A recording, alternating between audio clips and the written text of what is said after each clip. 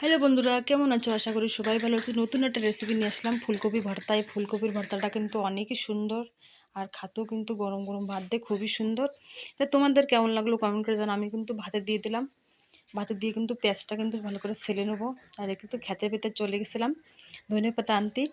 আর ধনের পাতায় দেখলাম ক্ষেতের ভিতরে কিন্তু ফুলকপিটা পুরো ফুটে গেছে।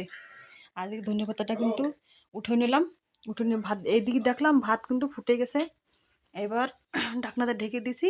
আর এদিকে কিন্তু টমেটোটা একটু ভাজা ভাজা করে নিচ্ছি, যাতে কি স্বাদটা একটু কিন্তু সুন্দর আসে ভর্তাটায়।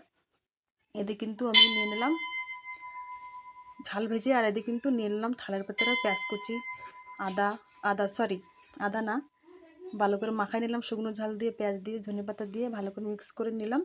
নিয়ে কিন্তু এই যে পাতাকপি, ওই ফুলকপিটা মাখানো হয়ে গেল। এই গরম গরম ভাত দিয়ে কিন্তু হেভি টেস্ট। আর সাথে কিন্তু সালাদ ছিল, পেঁয়াজ আর লেবু। গরম গরম ভাত দিয়ে কিন্তু হেভি টেস্ট লাগে। তো তোমাদের কেমন লাগলো কমেন্ট করে জানাও। আর ভুল চুক সরি, বাই বাই, টাটা।